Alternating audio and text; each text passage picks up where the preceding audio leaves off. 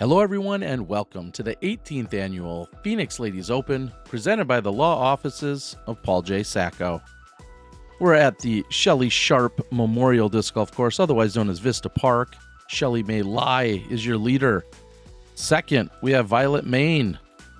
Sitting in third is Ashley Phelps, and rounding out our foursome, Jennifer Allen. This is round number 2.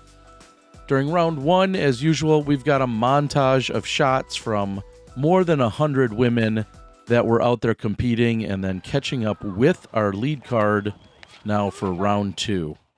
Oh, Sheliemae Lai try again. all the way through, somehow. And if you don't recall, Sheliemae, our champion from last year, so off to a great start here in her title defense. Two very different throws from earlier. We also saw Violet Main on coverage here in the last couple of years, so clearly has things dialed in. She's sitting just 2 back. A 4-under effort from Ashley Phelps currently puts her in 3rd place coming to our second round. And Jennifer Allen had really just one big struggle in round 1 on one particular hole, and that took a big bite out of her scorecard. And that's why we're seeing her at 2 under. So she sits 5 back of our leader, Sheliemae.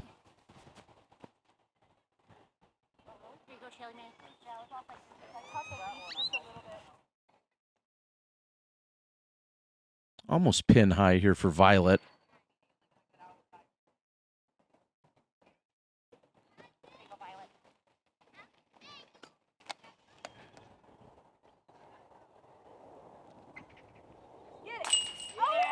Solid putt to open the round.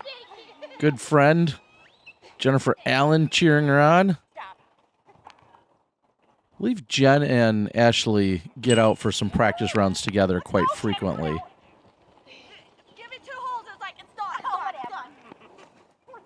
So a couple birdies for them to get started. Trying to close the gap. This is a 20-hole round. That's what it's been the last couple of years. We'll see 2 temp holes added, so to speak.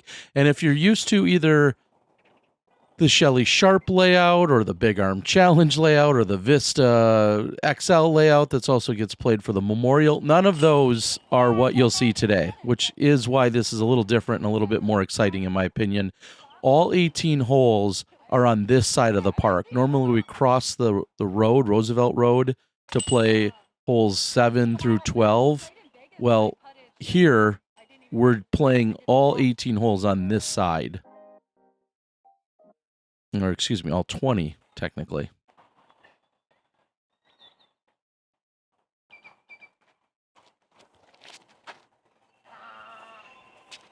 Just about 100 meters for Ashley on hole number 2.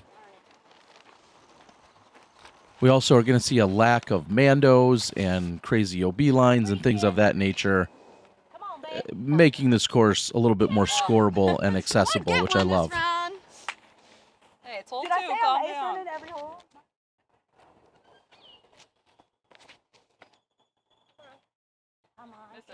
Nice lower line drive, but gets past the tree. That should at least give her a look for birdie.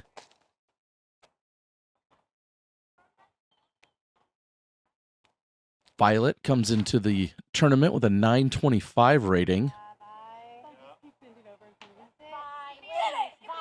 Oh, what a beautiful shot.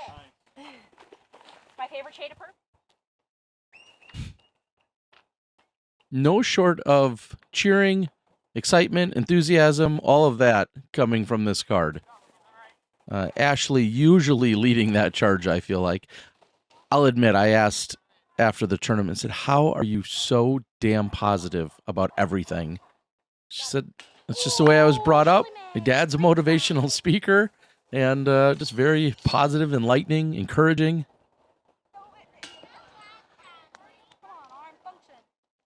And not quite high enough for Allen.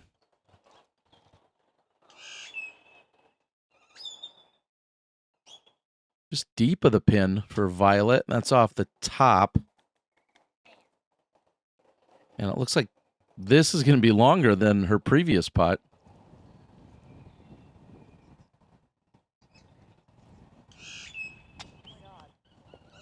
And almost the exact same effort.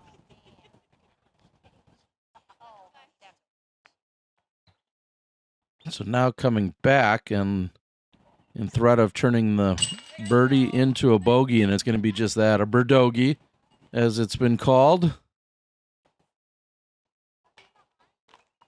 That's going to feel frustrating, especially after not picking up the birdie on the first hole, which means Ashley's going to jump out in front of her.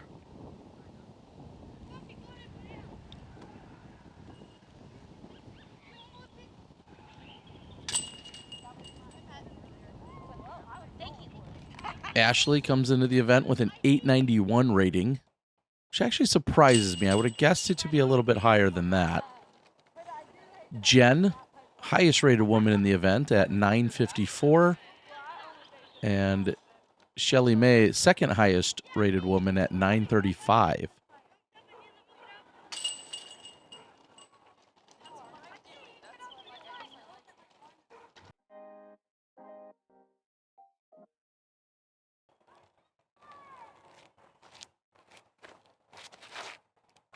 And as we head to hole 3, I'm going to take a look at some of the stats that I feel like we see here on this course. Plenty of birdies. There's also a couple holes coming up that are really difficult birdie gets, where par kind of feels like it's a birdie.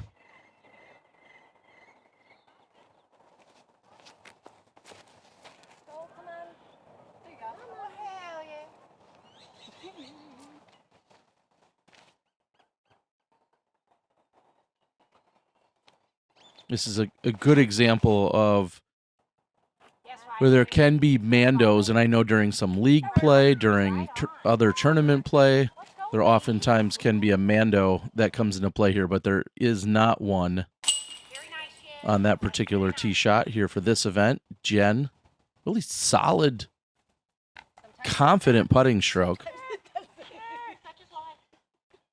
Jen's been dealing with some elbow and arm issue. She talked about some form of tendonitis and really even debated the idea of either A, not playing, or B, possibly playing FP40 at this event.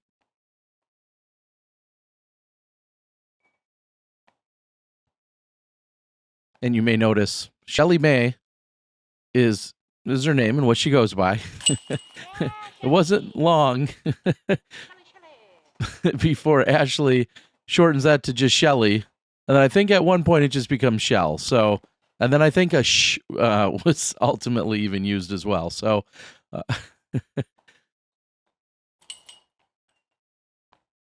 little adjustment.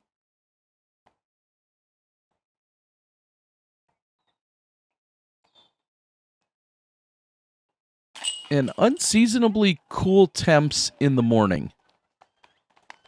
Just in the 50s, and things started to warm up. The sun was out, wasn't quite as guarded by some of the clouds, and so a little bit nicer come the afternoon. It did only get into the 60s, but normally we see it a little bit warmer at this particular event. So everyone just trying to figure out exactly what the right amount of layers and what's restrictive and what's not. We head over to hole 4. Hole 4, 293 feet.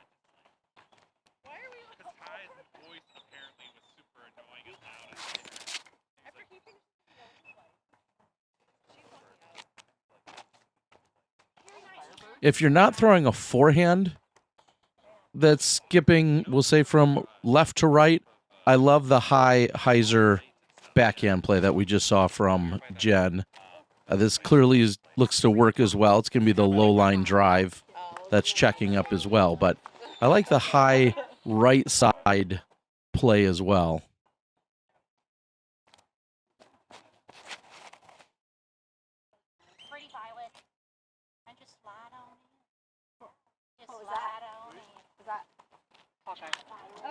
That seems to work just fine. We saw the, I kind of talked right through it. We saw the incredible birdie frame on the previous And that's going to be off the mark. Possibly lining up a back-to-back birdie frames. With the exception here of Ashley.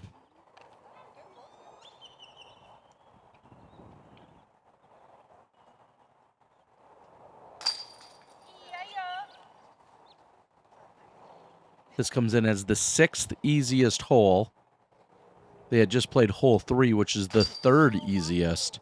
And then this course closes out on somewhat of an easier note, I'll say.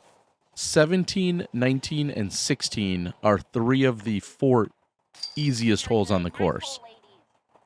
So just thinking ahead to the scoring, what's available, you know, probabilities, so on and so forth. But when you close out, 3 of the last 4 holes are some of the easiest on the entire course. And that's pretty contradictory to what we're seeing here on 5. 389 feet, slightly uphill, well, significantly uphill at the end. And if Jen's not getting herself in position, I don't know that there's a lot of others that can.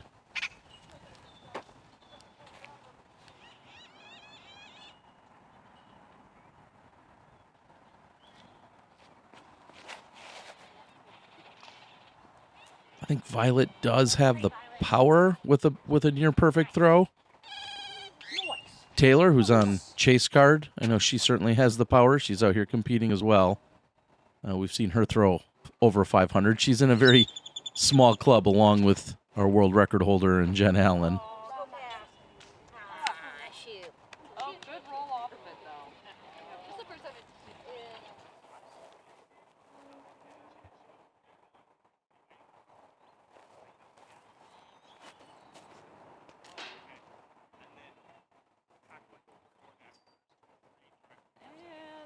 That's a putt.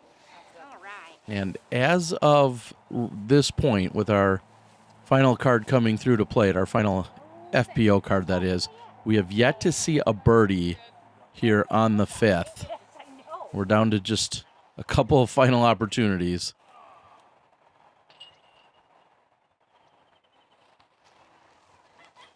Very nice, Violet.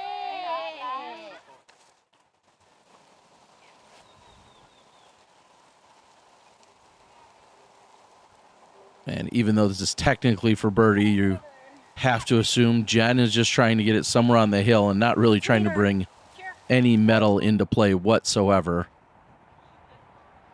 So unfortunately, hole 5 this afternoon is going to go birdie free. Did anyone get the bonus in the morning? And the answer is no. So no birdies on hole 5 for the entire day out of our FPO division.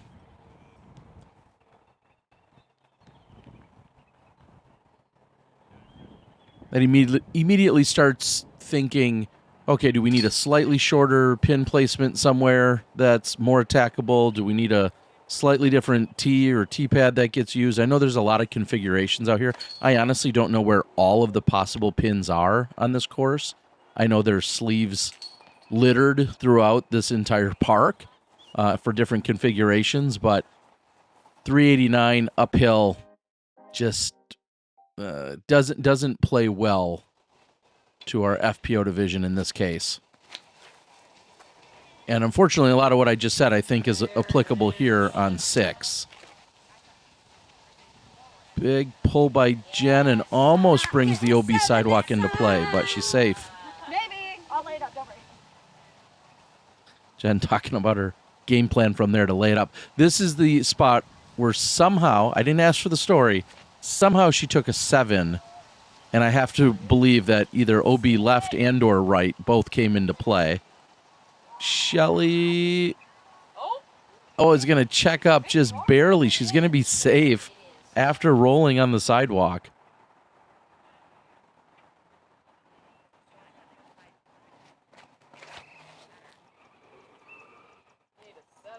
This is dangerous. And that one's not going to curl back. So that's going to be out of bounds for Violet on 6. Round one, we didn't see any birdies. It averaged 1.13 over par in round number one on this particular hole. Most difficult hole on the course. And in the afternoon, it was the second most difficult hole on the course, averaging 0.96 over par.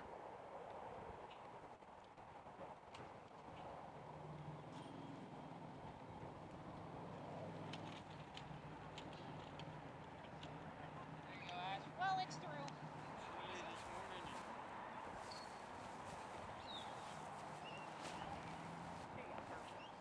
Nice. Good approach for Shelly. Violet, almost an identical approach. Hits the pole. Thankfully, it sits down.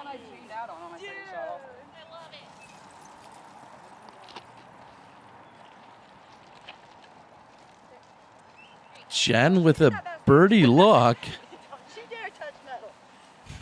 And again, just playing for the layup. And what will be a 4-stroke improvement over the 2 rounds. And that one sits down for her. But Jen going from a 7 now to a tap-in 3. Very good. Very good. And Shelly's in for the par, and that means 0 birdies on hole number 6 during rounds 1 or 2. So like I said, I don't know what the perfect solution is because I don't know where all the pins are, but 0 birdies.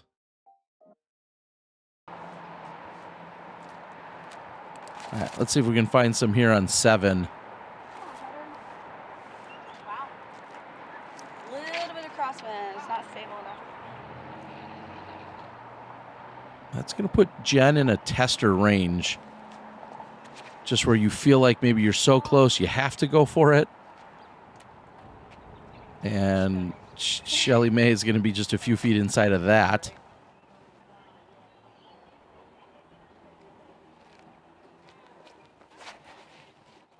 Get down. Faster. Wow. That slide's just barely out of bounds.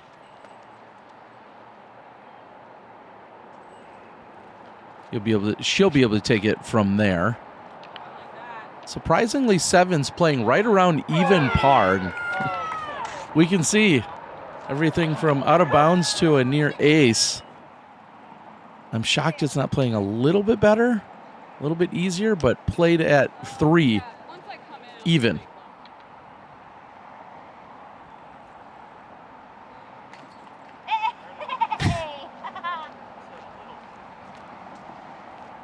Downhill with OB and hill behind it, you can understand being tentative, but Sheliemae gets it to drop.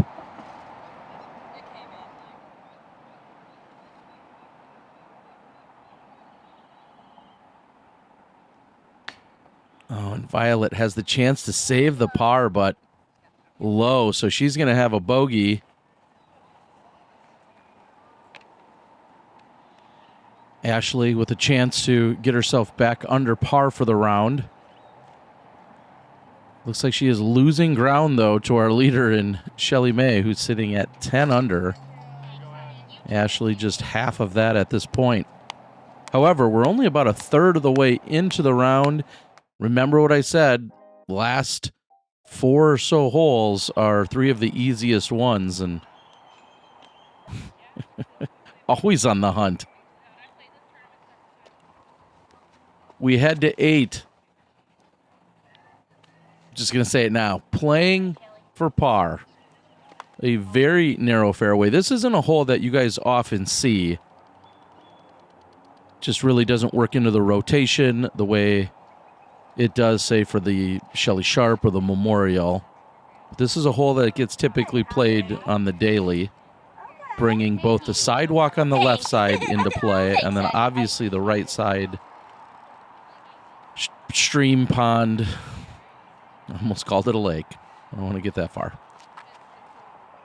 Oh. A little hesitation and stop.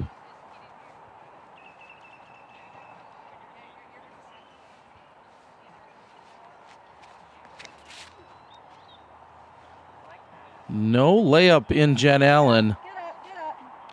Oh, but you established. I hit. Yes, you're way up there. You are way up. See if Violet's distracted at all.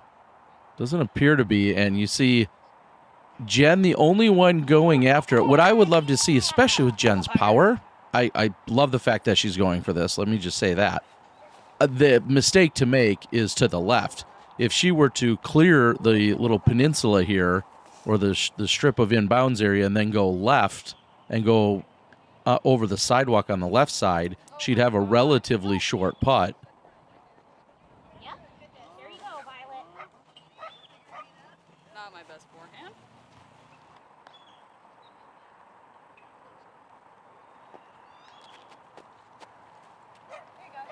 Take one. 5, 6, 8. The three most difficult holes on the course. Actually, 8, 6, 5 in that order. Yes, Why am I running this? Like, why? There's no reason to run that. There you go. Go after it. There's a lot of things I don't question, Jen, and I certainly don't try to provide the answers to either. Violet looking for par. And nice work. 0 birdies on hole 8. So when you talk about and maybe you don't need to change any of the tees or the pins, and it's just a mentality shift or focus for the division. But what you know, when you come into the holes 5, 6, 8, par is great. In fact, nobody got better than par on any 3 of those holes. So if you play them for par, you're gaining strokes. When it's all said and done, you're probably gaining anywhere from 1 to 3 strokes on the rest of the field.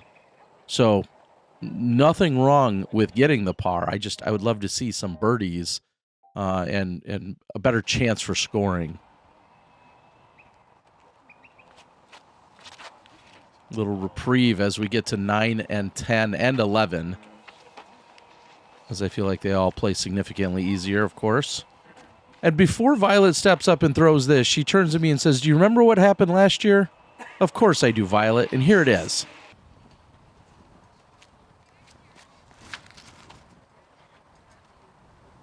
Get in the bucket. Go, go, go.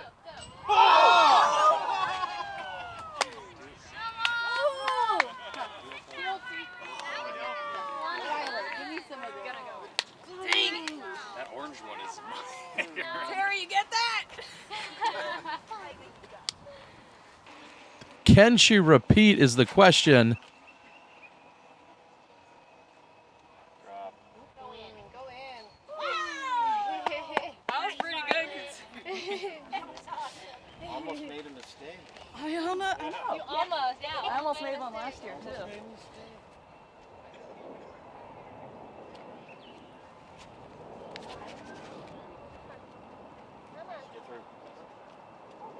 Sheliemae sitting with 4 or 5 strokes over the rest of her card mates as we're nearing the halfway point.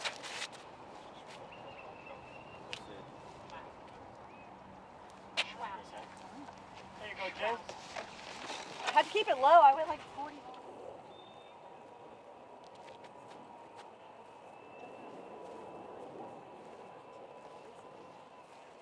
Big shout out to Spicy Boy, who also celebrates a birthday within a few days of this event. You guys have seen him hustling around, grabbing footage at a few of the events out in Arizona and even some additional ones on the Q Series. Helping with the montage of shots that we captured from all the divisions in round number 1. And when it was all said and done, as we see the birdie by Jen, Nice putt. 16 divisions represented at this all-women's event. So awesome to see it. This event started 19 years ago. I think they said there was just 16 women. What a coincidence. There were just 16 women, Stacey Charles said, at the very first PLO. And now we have 16 different divisions, 125 women, all led by Jamie and her family, doing all the work to keep this event going, along with a ton of sponsors, supporters, Tim, our volunteer coordinator, Dan and Robin, who insist on being the most incredible host and helped me out, along with my daughters that came this year.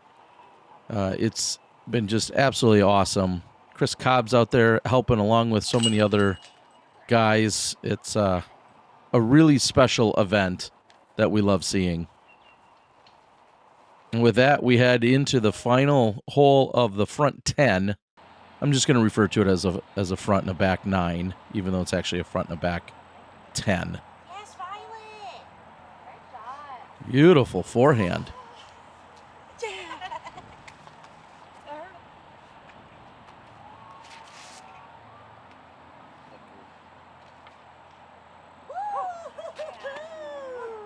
You darling.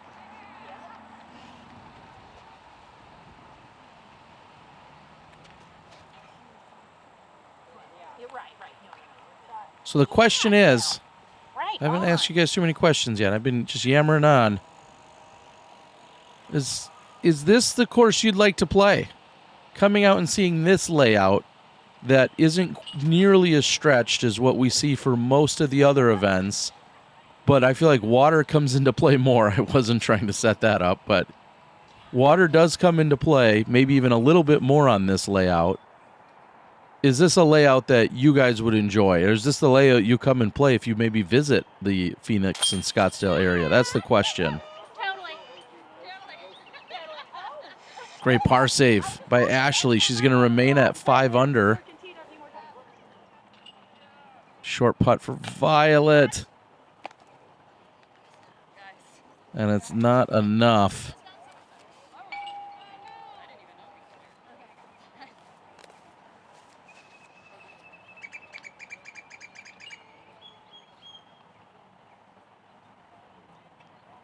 Jen will move to 4 under in the front 10. Again, not too bad. You take out 3 of those holes that you're almost playing for par in the first place.